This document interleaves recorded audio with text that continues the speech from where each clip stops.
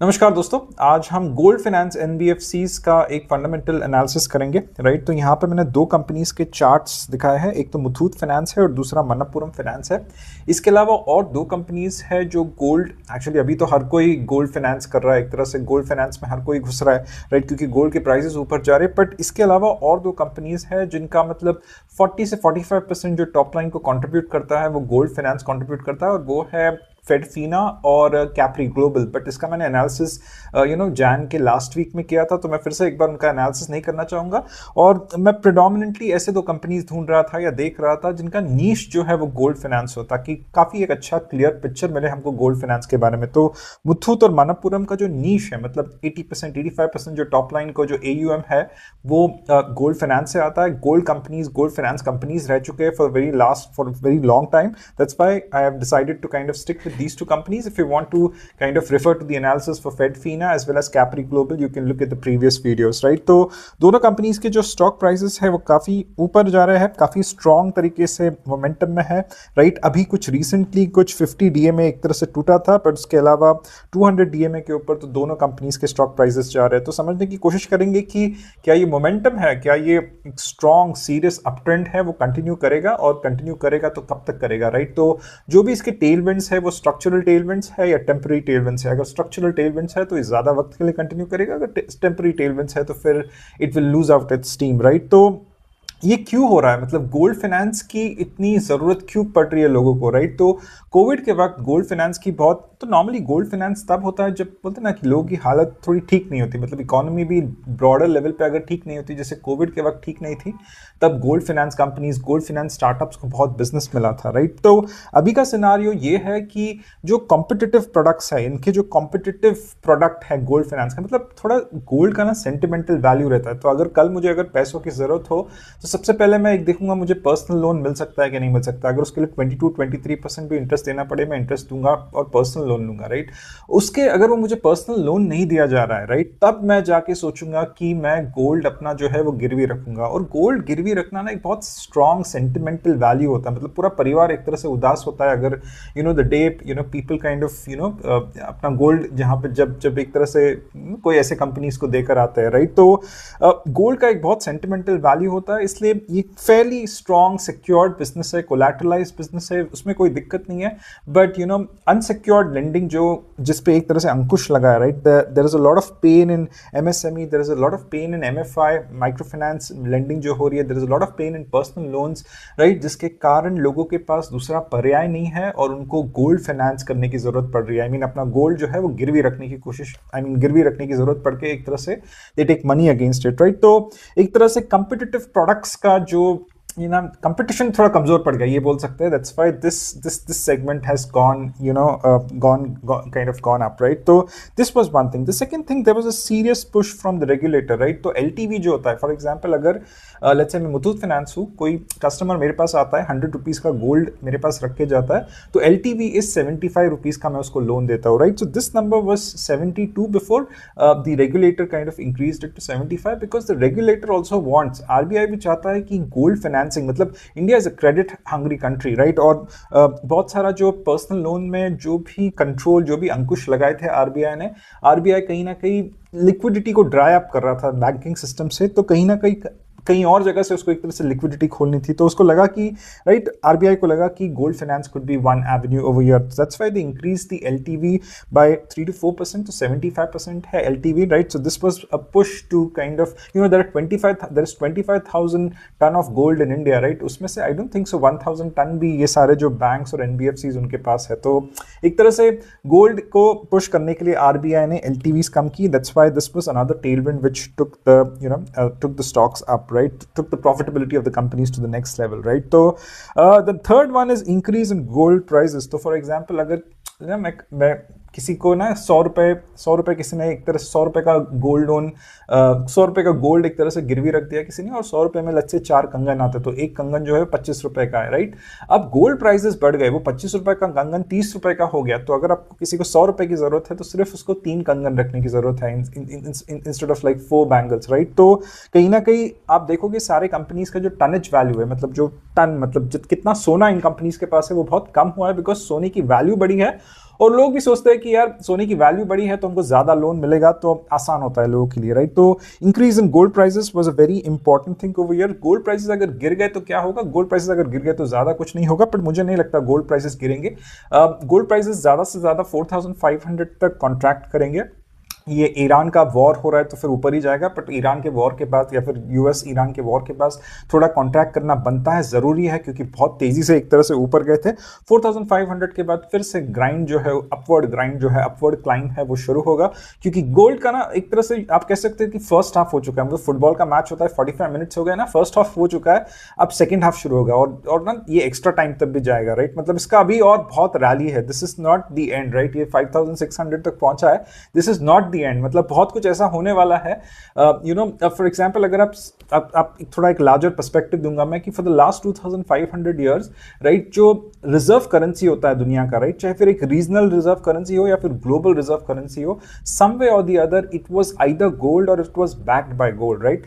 The last 50 years, 1971 से जब तक डॉलर का पेग निकला है गोल्ड में, in the last 50-55 odd years is an exception, कि यार कोई एक रिजर्व एसेट जो है, ग्लोबल रिजर्व एसेट, वो गोल्ड से कनेक्टेड नहीं है। ऑब्वियसली मैं डॉलर की बात कर रहा हूं यहां पे, राइट। तो this is an exception, this is not a rule. तो फिर से जो डॉलर है वो रीवैल्यू, डॉलर जो है उसका ऐसा हो सकता है, मैं मान के चल रहा हूं कि जिस तरह की चीजें हो रही है, राइट, एक जनरेशनल चेंज आएगा, and you know the important currencies in the world get pegged back to a basket of commodities like you know oil and gold, right. At least yuan जो है चाइनीज करेंसी है, I think in the next couple of year China जो है it will take actions wherein gold would back, और gold would be the peg on which yuan would stand. मुझे पता नहीं कि डॉलर करेगा या नहीं करेगा, यूएस करेगा या नहीं करेगा।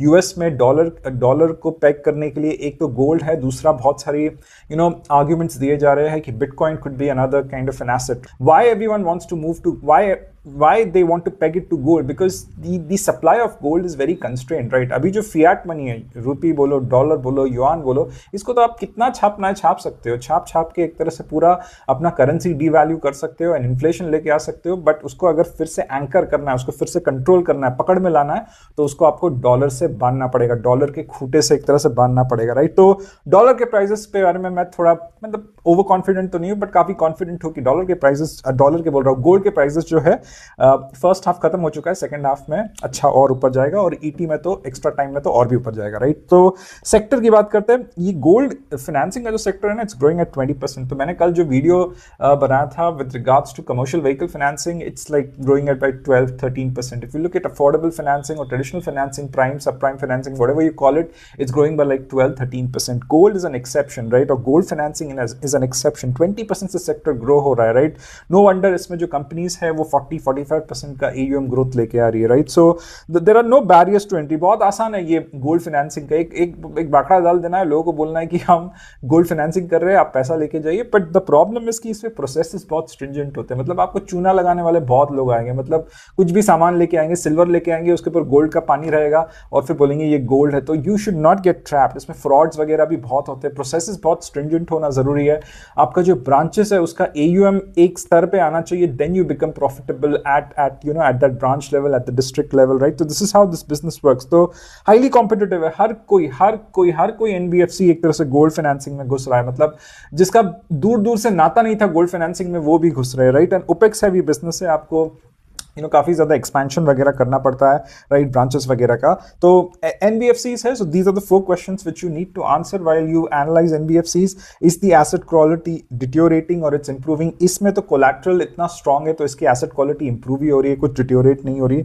Is the growth slowing down? No, the growth is not slowing down, the growth is actually catching more steam in this case. Is the opex increasing? ये ओपेक्स हैवी बिजनेस है, right, the opex is increasing over year, और जब उनको लगा कि demand काफी अच्छा है तो एडवर्टाइजिंग मार्केटिंग पे भी स्पेंड किया, तो opex is growing over year. Is the cost of borrowing coming down? No, the cost of borrowing is not coming down. तो commercial vehicles के जब हम श्रीराम फाइनेंस, सुंदरम एंड महिंद्रा के जब हम स्टॉक्स कल एनालाइज कर रहे थे, या फिर अफोर्डेबल फाइनेंस के कंपनीज हम एनालाइज कर रहे थे परसों के दिन, right, in those kind of videos और in that sector you saw all the companies saying that the cost of borrowing is coming down. In this case the cost of borrowing is not coming down, right. तो थोड़ा समझ लेते, cost of borrowing coming down होना जरूरी है क्योंकि commoditise business है यार, कमोडिटाइज, और मैं क्यों बोल रहा हूँ कि कॉस्ट ऑफ बोरोइंग कम होना चाहिए, बिकॉज इंटरेस्ट रेट 1.25 से कट हुआ है, तो वो कहीं ना कहीं पास होना चाहिए, बट वो पास नहीं हो रहा है क्योंकि जो भी लोन्स या जो भी लेंडिंग या जो भी लाइबिलिटी प्रोफाइल है ये दोनों कंपनीज की, वो MCLR लिंक्ड है। MCLR मतलब जो बैंक के जो डिपॉजिट्स आते हैं, बैंक से ही ऑब्वियसली ये लोग लोन लेते हैं अपने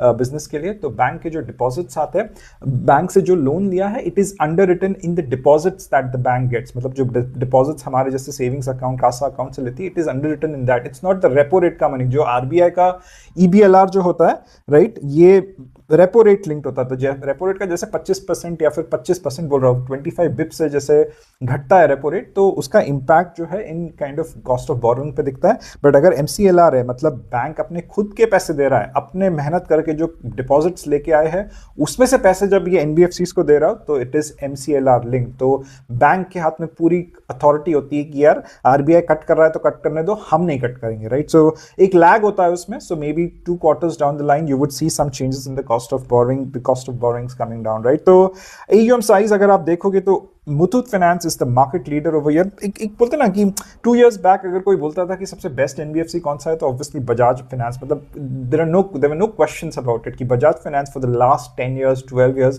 has been the king of it, right. But अभी जब पूछते हैं लोग कि which is the best NBFC, Bajaj finance नहीं आता है, मुथूट फाइनेंस आता है मुझसे, राइट बोलना। तो Muthoot finance is one NBFC which is like you no AUM size इसका सबसे स्ट्रॉन्ग है, प्रोसेस सबसे स्ट्रॉन्ग है, राइट। मनप्पुरम इस 50,000 का AUM साइज का है उसका, right. The growth differential is very high over here, Muthoot finance is growing very very fast, या डिसबर्समेंट ग्रोथ में भी आपको काफी डिफरेंस दिखेगा। Cost of borrowing again Muthoot का काफी अच्छा है, यील्ड जो है वो 21% है, तो ये एक वन ऑफ है यहाँ पे, राइट। क्या हो गया था कि जब भी आप गोल्ड लोन बिजनेस में होते हैं, लेट्स से मैं मुथूट फाइनेंस हूँ, किसी ने मुझे आके गोल्ड दिया, राइट, एंड 2 साल हो गए 3 साल हो गए, उसको मुझे ना पैसा चुकता करना था, मतलब लोन फेडना था, बट वो लोन फेड नहीं पाया, राइट, और वो गोल्ड मेरे पास ही रह गया, तो उसको NPA बोलते, क्योंकि 90 दिनों के बाद आपको you know it gets categorised, if the you know borrower does not pay after 90 days then it is an NPA, तो 90 days होने के बाद NPA, बट यहाँ पे 2 साल हो गए, राइट, तो उसको लेगेसी NPA बोलते हैं। 2 साल के बाद सडनली वो बोरोअर आता है, बोलता है मेरे पास पैसे आ गए, प्लीज ये पैसे ले लीजिए, आपका इंटरेस्ट भी ले लीजिए और मुझे मेरा गोल्ड दे दीजिए। गोल्ड की एक बहुत सेंटिमेंटल वैल्यू होती है, गोल्ड हाउसिंग जो है ये लोग छोड़ते नहीं है, राइट। तो उसके वजह से जो यील्ड्स है वो बढ़ गए, क्योंकि ना इंटरेस्ट का पैसा आया, गोल्ड चला गया, काफी 2-3 साल का इंटरेस्ट का पैसा आया, तो वो एक बहुत इंपॉर्टेंट फैक्टर था, because due to which the yields went up, मतलब एक तरह से प्रॉफिटेबिलिटी जो ROA है वो it went up, right. Net interest margins also went up because of that, right. And the other thing was कि जो भी गोल्ड रह गया था, जिसको एक तरह से जो बेचना था, ऑक्शन करना था, तो करीबन 120 करोड़ का वो बिजनेस मिला है, या फिर उससे एक तरह से पैसा मिला है, रेवेन्यूज आए, that's why the NIMS went up, right. If you look at the NIMS of Manappuram, if you look at the yield of Manappuram, it's the second best, it's not the best, right. तो दोनों के जो कॉस्ट टू इनकम है या फिर opex to जो AUM है, they are increasing, because आप ऑफिसेस खोलते हो, रेंटल्स लगते हैं, मैन पावर लगता है, काफी एक ऑपरेशंस हैवी बिजनेस है, तो this is what is increasing, right. ROA इसका 4 है, इसका 1.7 है। ROA is nothing but the profitability of the business, so 4 ROA is an extraordinary ROA, right. ROE anything above 15 is a great ROE. This company is doing 22, this is like 7.4, so this is not a great company, Manappuram Finance, but Muthoot Finance with 22% ROE, it's the best company in this business, right? तो price to book भी ज्यादा होगा, 5 का almost 5 का price to book है, इतना जबरदस्त काम कर रही है, तो ऑब्वियसली प्राइस टू बुक भी ज्यादा होगा, right. So this was a brief about these companies. What you can do is you can also access my portfolio on the membership channel. You can take the access for a month. If you like it, you can continue. If you do not like it, you discontinue. Thank you very much for your time. Take care. Bye bye.